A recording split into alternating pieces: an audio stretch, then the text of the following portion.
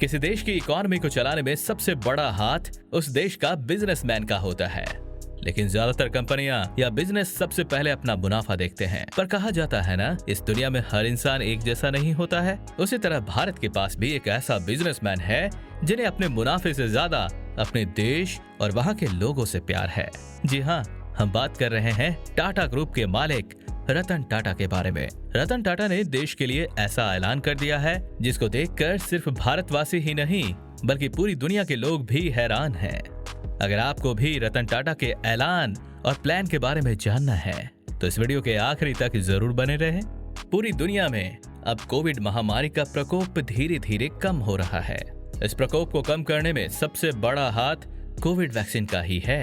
ये बात केवल भारत ही नहीं बल्कि दुनिया के सभी देश इस बात को बखूबी से जानते हैं। इसलिए हर देश अपने हर नागरिकों को वैक्सीन लगवाने के लिए बड़े बड़े अभियान चला रहे हैं, जिनमें से एक भारत भी है। इन अभियान को चलाने में केवल भारत को ही नहीं, कई बड़े बड़े विकसित देशों जैसे कि अमेरिका, जर्मनी और रूस जैसे देशों को भी दिक्कत का सामना करना पड़ रहा है। जनसंख्या के हिसाब से भारत दुनिया का सबसे बड़ा देश है। यहाँ की आबादी 130 करोड़ से भी ज्यादा है, जिस वजह से ये दुनिया का सबसे बड़ा वैक्सीन अभियान बन जाएगा। इसलिए इस अभियान को चलाना इतना आसान नहीं है। इसमें भारत की सरकार को जिस सबसे बड़ी परेशानी का सामना करना पड़ रहा है वो है वैक्सीन के ट्रांसपोर्ट का, क्योंकि इस वैक्सीन को एक जगह से दूसरे जगह पहुंचाना इतना आसान नहीं है। कोविड वैक्सीन को एक जगह से दूसरे जगह ले जाने के लिए टेम्परेचर का रोल बहुत महत्वपूर्ण है। इसको रखने के लिए ठंडे टेम्परेचर की आवश्यकता होती है, जिसके लिए बड़े रेफ्रिजरेटर की जरूरत पड़ती है। इसलिए वैक्सीन को एक जगह से दूसरी जगह ले जाना इतना आसान काम नहीं है। इसलिए बड़े बड़े रेफ्रिजरेटर वाले ट्रकों की आवश्यकता पड़ती है।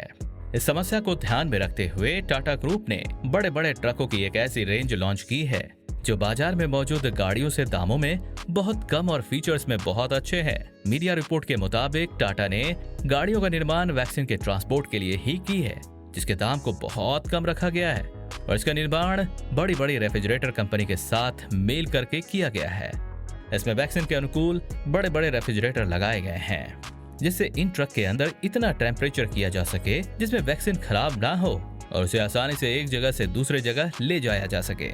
टाटा ग्रुप ने ये दावा किया है कि सरकार इन गाड़ियों को खरीदकर बड़े आराम से वैक्सीन को एक जगह से दूसरे जगह ले जा सकती है। साथ ही कहा है कि ये गाड़ियां बाकी गाड़ियों की तुलना में ये दामों में कम और फीचर में काफी अच्छा है। साथ ही टाटा के अधिकारियों का कहना है कि टाटा ने ये ट्रक मुनाफा कमाने के लिए नहीं बल्कि सरकार के वैक्सीन अभियान को सपोर्ट करने के लिए लॉन्च किया है। इसकी मदद से भारत सरकार इसमें भी आत्मनिर्भर बन जाएगी।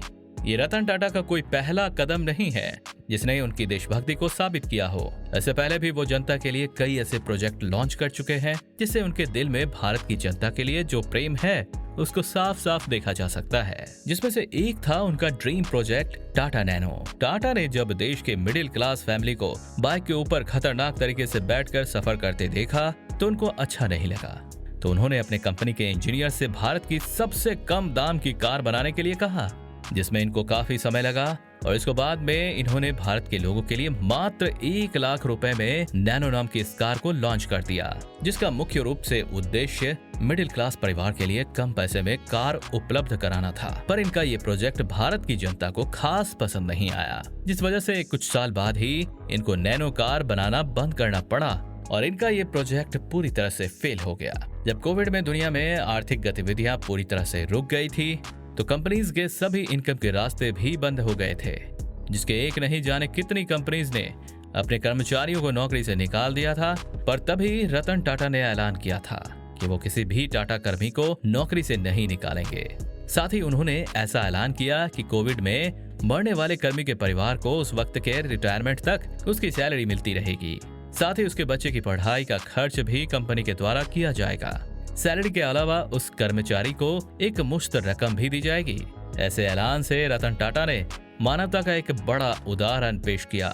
रतन टाटा देश के सेवा के लिए एक बार नहीं कई बार सामने आ चुके हैं। इन्होंने देश की सेवा के लिए कई बार मुनाफे की चिंता न करते हुए काम किए हैं।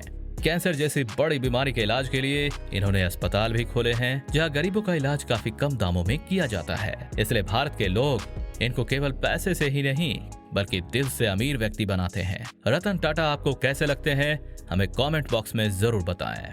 अगर आपको हमारा ये वीडियो अच्छा लगा हो तो इसे लाइक और शेयर करना ना भूलें।